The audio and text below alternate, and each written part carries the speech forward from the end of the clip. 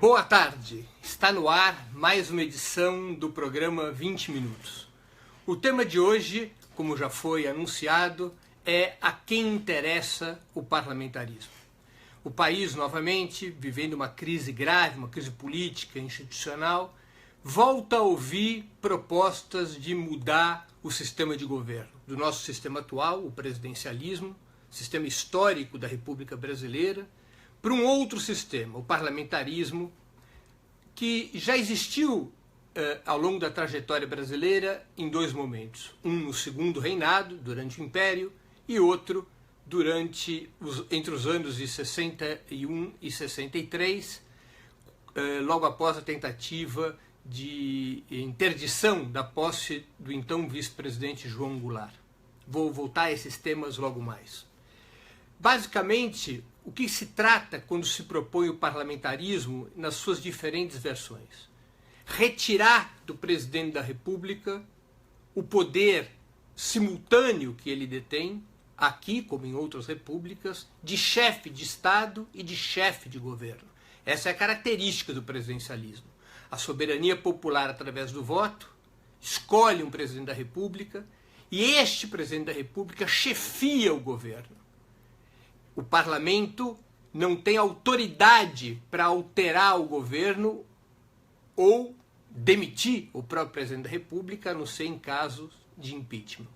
No parlamentarismo, o governo nasce do parlamento. O parlamento é quem forma o governo e tem a responsabilidade sobre o gabinete, tanto para nomear o eventual primeiro-ministro, como os outros integrantes desse gabinete. O poder político, portanto, se transfere da soberania popular através do voto direto no presidente da República para o parlamento, para os representantes eleitos do povo no parlamento. E o parlamento é quem define o governo e, portanto, define o núcleo central de direção do Estado. Existem variáveis do parlamentarismo e algumas delas já se começa a discutir. Vocês devem ter ouvido falar, o próprio presidente Temer se referia a semipresidencialismo. É uma variável do parlamentarismo, particularmente a que existe em Portugal. Em Portugal, por exemplo, se elege o presidente da República, só que o presidente da República não tem autoridade sobre o governo, salvo em questões relativas à defesa do país, e ele tem o poder de dissolver o Congresso e convocar eleições antecipadas. Ele não exerce a função de chefe de governo, mas ele tem mais poderes do que no parlamentarismo clássico. É a isso que se refere quem propõe o semipresidencialismo. Mas mesmo nessa variável, do que se trata é transferir o poder do chefe de Estado e governo, do presidente da República, no sistema presidencialista, para o Congresso, através do sistema parlamentarista, repito, em qualquer das suas variáveis. Essa é uma discussão fundamental. Vira e mexe, as elites do país aparecem com esse sistema, em particular nas últimas décadas, toda vez que elas se veem na situação em que as forças progressistas possam eleger o presidente da República e possam ter a direção do Estado. Isso ocorreu, repito, na crise da renúncia do Jânio, em 61, e volta a ocorrer agora. O parlamentarismo adotado no Brasil, ou bem acabaria com a eleição do presidente da República, ou bem transformaria a figura do presidente da República numa figura sem poder, transferindo suas tarefas para o parlamento. Ninguém precisa ser muito bidu para saber que essa é uma fórmula para tentar resolver o grande problema hoje das forças conservadoras, que é deter a candidatura do ex-presidente Luiz Inácio Lula da Silva. Se não for possível interditá-lo pela via judicial, que se mude o sistema de governo de tal sorte que, mesmo eleito presidente, ele não deteria o poder de governo no país. Não é? Além de ser uma fórmula para tentar deter a candidatura ou impedir que, uma vez eleito, o presidente da República, o ex-presidente Lula, possa comandar o Estado, também seria uma fórmula de caráter permanente para evitar que haja novos riscos da esquerda brasileira, das forças populares do país, voltarem a dirigir a nação. Historicamente, o parlamento brasileiro é mais conservador, é mais controlado pelas oligarquias e, portanto, é uma reserva de força que as elites têm para garantir, para consolidar sua hegemonia sobre o Estado. Não seria audacioso demais afirmar que a aprovação do parlamentarismo seria o desfecho institucional do golpe de Estado que removeu a presidente Dilma Rousseff.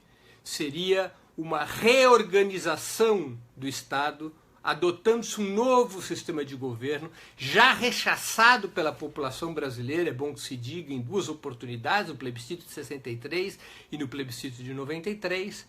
E esse novo sistema de governo criaria maiores condições para que as elites mantivessem o controle do Estado. Vedaria o Estado brasileiro a possibilidade de que a soberania popular, ao eleger um presidente da República do campo progressista, venha a esculhambar, venha a derrotar, venha a enfrentar a hegemonia que as classes dominantes têm sobre o Estado brasileiro.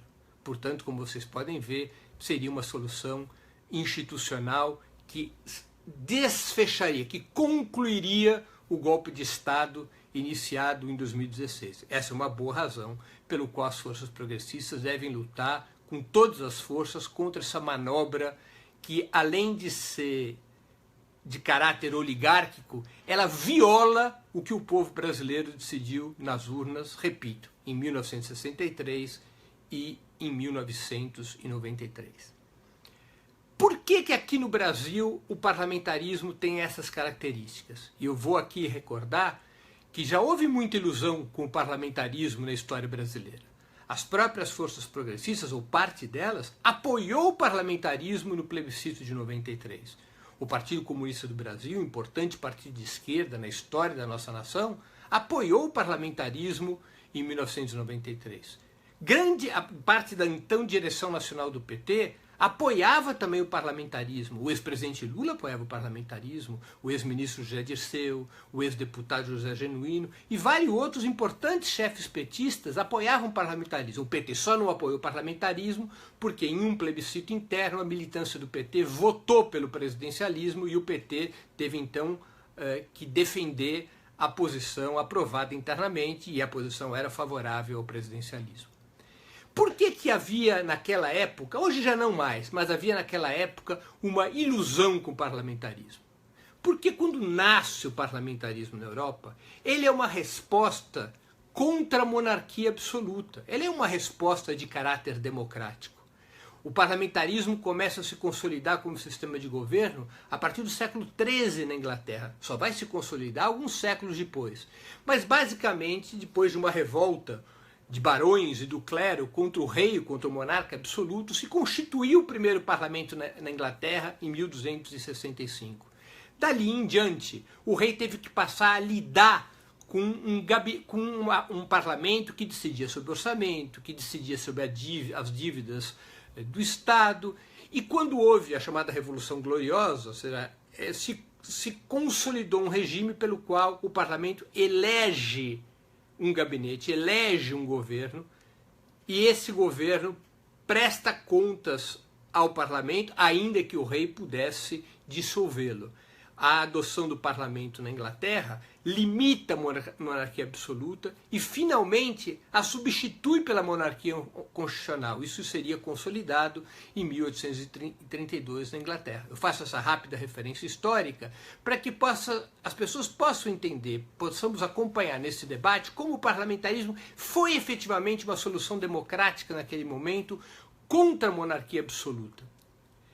E não apenas na Inglaterra, no conjunto dos países europeus, nos quais a monarquia absoluta ia sendo derrotada e substituída por uma monarquia constitucional, muitas delas apenas no século XIX e no século XX, a solução natural era a adoção do parlamentarismo.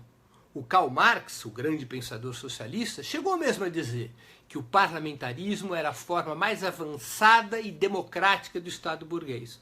Isso ficou batendo na cabeça da esquerda durante muito tempo. E por isso havia uma certa adesão, e eu repito, uma certa ilusão sobre a adoção do parlamentarismo no Brasil. aqui, como na Europa, o parlamentarismo, supostamente, seria a forma mais democrática do Estado burguês. Isso levou muitas forças progressistas, muitos pensadores, em distintos períodos da nossa história, a defender o parlamentarismo, em diversas fases, repito, em diversas fases da nossa história. A questão é que na América Latina é uma situação completamente diferente da Europa. E, portanto, o parlamentarismo aqui acaba desempenhando um outro papel. Vamos nos recordar que o conjunto das Américas, em particular a América Latina, foram colônias. O Estado, durante o período colonial, o Estado era o ocupador estrangeiro, eram as potências imperiais. O Estado não era nacional, não era nativo. Quem exercia o comando sobre o território colonizado eram as metrópoles, Portugal, Espanha em particular, e também a Inglaterra, no caso dos países anglófilos do nosso continente, Estados Unidos e Canadá, por exemplo. Não é? Então, a aliança que se formava no período de dominação colonial era basicamente entre essas forças imperiais, entre as metrópoles e as oligarquias regionais. Vamos pegar o caso do Brasil. Como é que se organiza a colonização? Se organiza através das capitanias hereditárias. Basicamente, o Estado imperial, externo, metropolitano, Portugal, cede espaços, cede terras, grandes extensões de terras, a oligarcas regionais que não apenas podem usufruir economicamente daqueles territórios, como nesses territórios eles constroem seu poder político, inclusive seu poder de polícia. De onde vem o nome coronel, que é como nós conhecemos essas oligarquias regionais, em particular no Nordeste?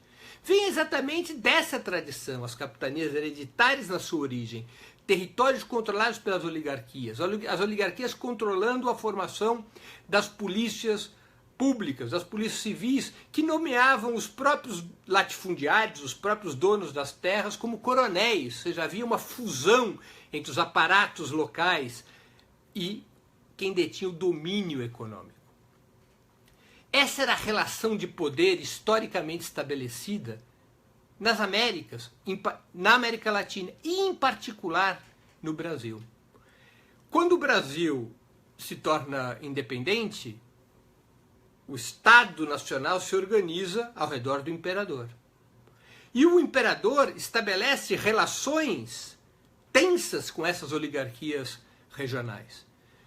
A primeira solução para manter a unidade do Estado brasileiro, para impedir que o Brasil se dividisse em diversos países, em função das dinâmicas conflitivas das suas oligarquias regionais, o primeiro caminho foi de estabelecer um forte poder moderador, que era desempenhado pelo primeiro dos imperadores, que foi Dom Pedro I.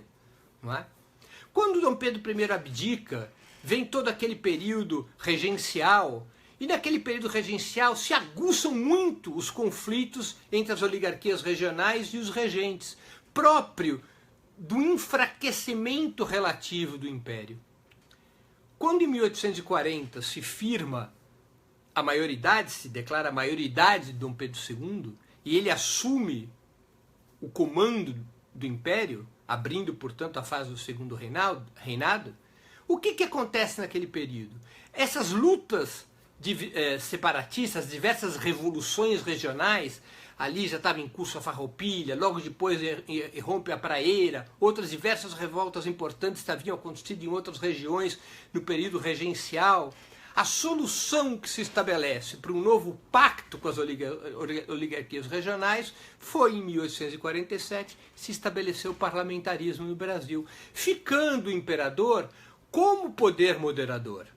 O imperador não perdeu totalmente seus poderes. Aqui não se estabeleceu uma monarquia constitucional. Inclusive, historicamente, era chamado de parlamentarismo às avessas, porque o imperador detinha vastos poderes concentrados em suas mãos. Inclusive, ele nomeava o primeiro-ministro, os ministros do governo, que depois tinham que ser aprovados pelo parlamento, ou seja, havia uma relação no qual o poder moderador se enfraquecia, surgiu um sistema parlamentarista débil, com forte poder ainda concentrado no imperador, mas este foi o acordo que suavizou as tensões com as oligarquias regionais. As oligarquias regionais passaram a ter mais espaços no Estado, representadas no parlamento. Essa experiência do parlamentarismo no Brasil, a primeira experiência durante o Segundo Reinado, durou até a proclamação da República em 1889. Foi um longo período parlamentarista marcado por um pacto entre o imperador e as oligarquias regionais. Depois da declaração da República, não. Nós passamos a ter um regime presidencialista na República Velha, e mesmo depois da República Velha, onde claramente não estava no horizonte a possibilidade de forças anti-oligárquicas, de forças mudancistas, conquistarem a presidência da República. Até durante toda a República Velha, por exemplo, as eleições eram uma fraude. Não é? Havia um controle absoluto do resultado eleitoral. E mesmo depois, quando se estabelece a Constituição de 1946, ninguém acreditava na possibilidade de um presidente da República ser eleito pelas forças populares, o que fizeram com que as oligarquias regionais aceitassem o presidencialismo como seu regime natural, desde que elas pudessem controlar fortemente o parlamento através dos distintos esquemas coronelistas que subsistem direta ou indiretamente até hoje. Até hoje eles sobrevivem. Não é? A surpresa veio com a eleição do presidente Getúlio Vargas em 1950, já um Getúlio que emerge com um programa nacionalista, que faz uma aliança com as classes trabalhadoras e que começa a afetar os interesses das elites. Ali nós temos um período tenso de crise política que vai irromper em 1961, quando o Jânio renuncia, o vice-presidente do Jânio era o João Goulart, as Forças Armadas tentam um golpe de Estado para impedir a posse do Jango. O acordo que é feito para garantir a posse do Jango e impedir o golpe de Estado foi adotar o parlamentarismo. Por que as elites queriam o parlamentarismo como acordo e o Jango acabou aceitando? Exatamente porque o parlamentarismo, nas características brasileiras, ao invés de ser uma resposta, como foi na Europa, à monarquia absolutista, uma resposta democrática, é uma resposta oligárquica, porque o parlamento significa o empoderamento das oligarquias regionais. E essas oligarquias regionais, controlando o parlamento e no sistema parlamentarista, podendo controlar o governo, elas se sentem sãs e salvas diante de qualquer risco popular. E com isso elas imaginavam, naquele momento, isolar e derrotar o presidente João Goulart. O presidente João Goulart, no entanto, teve força para convocar um plebiscito em 1963, antecipando em 2 anos o acordo que havia sido feito. O plebiscito deveria ser só em 1965, e o plebiscito, por expressa maioria, o povo entendeu o que estava em jogo e derrotou o parlamentarismo e obrigou o retorno ao presidencialismo, com o poder passando de novo às mãos do presidente João Goulart. Depois veio o golpe de Estado, a ditadura, e novamente essa discussão de parlamentarismo voltou na Constituinte de 88. Repito, com vários setores retornando a esse tema com uma lógica democrática, o Partido Comunista do Brasil, o Partido Comunista Brasileiro, parte do PT, mas uma lógica democrática presa a um modelo externo, preso a um desconhecimento da realidade brasileira, preso àquilo que havia ocorrido na Europa, onde o parlamentarismo, repito, havia sido uma solução democrática. O povo, mais uma vez, entendeu que o parlamentarismo era empoderar a oligarquia e retirar representatividade da soberania popular, era esvaziar o presidente da República, que era o símbolo máximo em países como o nosso, o símbolo máximo da vontade popular. E, novamente, no plebiscito de 93, o povo derrota o parlamentarismo e defende o presidencialismo. Agora volta à tona de novo a solução parlamentarista. Ela não é outra coisa que não uma nova resposta das oligarquias para impedir que a soberania popular se manifeste na eleição de um presidente da República que seja simultaneamente chefe de Estado e governo e que possa liderar as grandes mudanças que o país necessita. O parlamentarismo no Brasil, sob qualquer ponto de vista, ele é antidemocrático e oligárquico. e imediatamente não passa de uma manobra casuística para impedir que as forças populares voltem ao governo e que o ex-presidente Lula, se vier a ser candidato, possa ser eleito e novamente chefiar o país num rumo diferente daquele que é defendido pelas oligarquias. Boa tarde e até o próximo programa 20 Minutos.